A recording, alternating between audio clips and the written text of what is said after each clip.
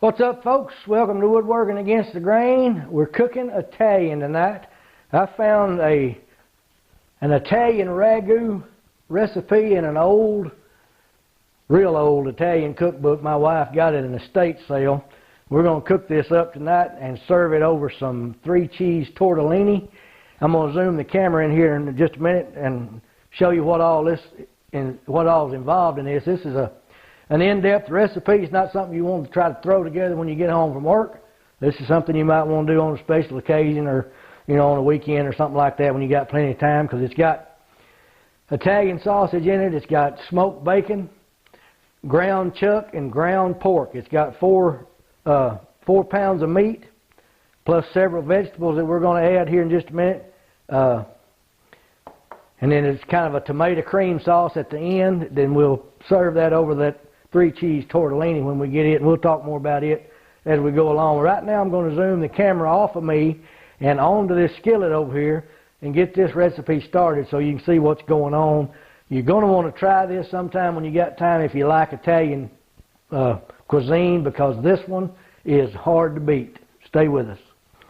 Alright, I'm going to build a fire under this skillet, about a medium-high flame under there.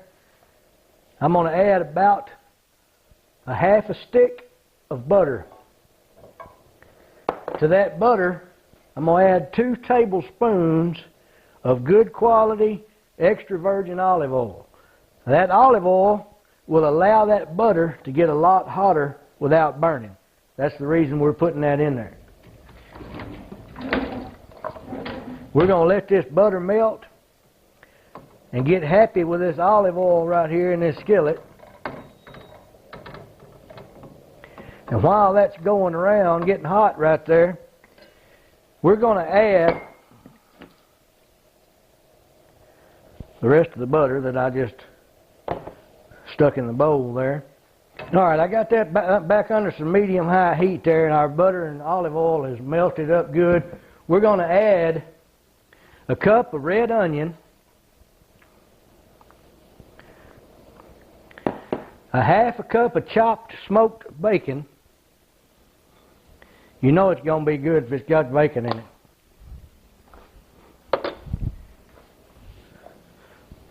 Got a cup of chopped celery and about a cup of chopped carrots. We're going to cook that in that butter and olive oil till these vegetables start to change color and this bacon starts to get a little bit rendered. Then we're going to add the rest of our meat to this. Now, like I said, this recipe takes a while. Now that's cooking pretty good there, and you're just starting to be able to see through that red onion.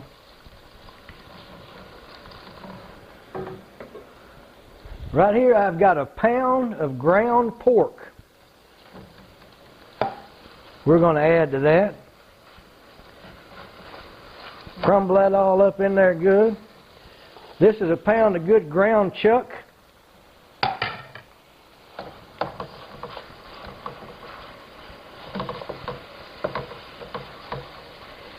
And we're going to cook that till this meat gets done.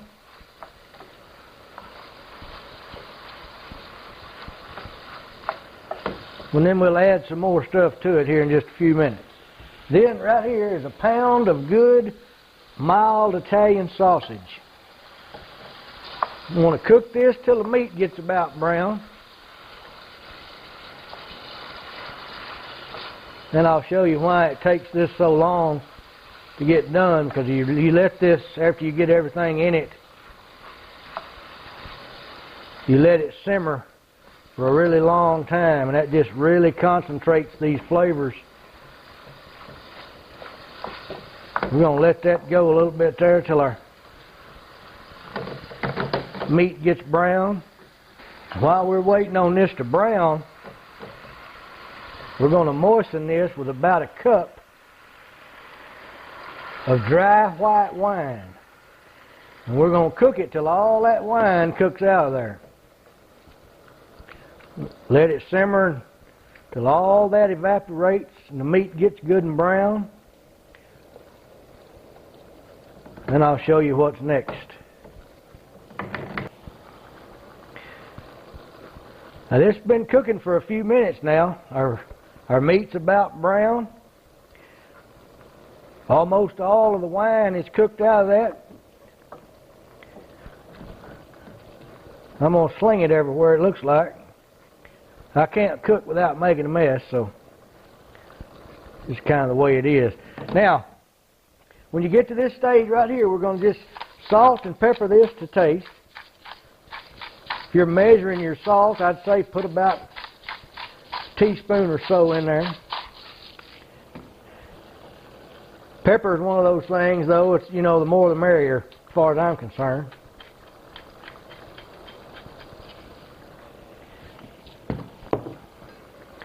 Kind of give that a little bit of a stir, and it's still got a long ways to cook. Now, what we're about to do at this stage, we're going to add 4 teaspoons of tomato paste that have been moistened with just a little bit of chicken broth. See what I'm doing here? I'm just kind of mixing the tomato paste with the chicken broth, and then I'm going to just drizzle this in here.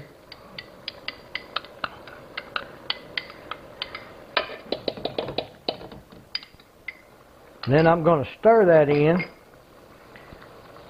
while I pour in about 2/3 of a cup of good chicken broth. Now, once we get this tomato paste and chicken broth stirred in just a little bit,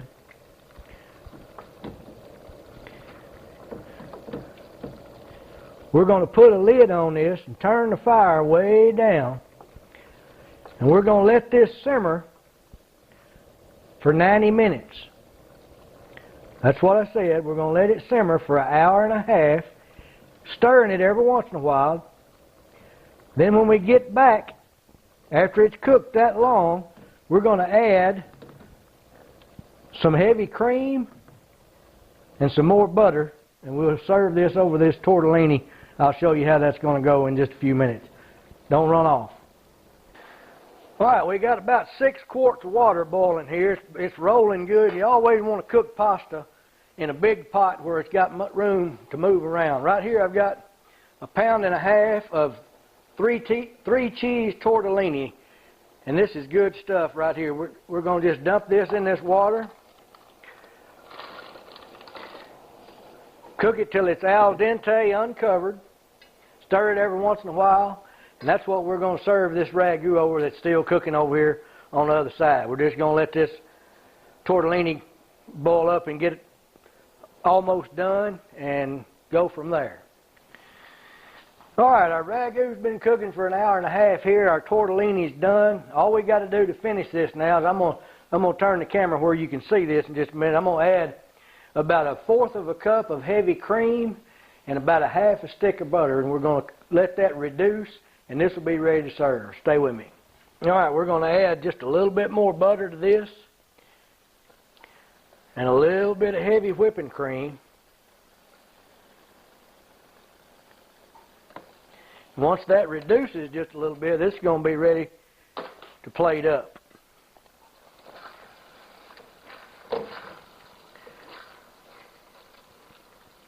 We just want to stir this around till the butter melts. It picks up the flavor of that cream. We'll be ready to see if this is as good as it looks. Hopefully it is. All right, this ragu's straight up ready here. Now you just want to get you a few of these tortellini noodles in a bowl. And then you just want to spoon some of this good ragu meat sauce over the top. See how good that is to eat. It's real hot right now. Remember, do this when you got plenty of time, and don't skimp on any of it, because the excellence of this is in the depth of the flavor, and that only comes from that long process of slow cooking. So if you want it to be good, don't rush it. Very rich, very creamy. off the chain. Thanks for watching. Come back to see us.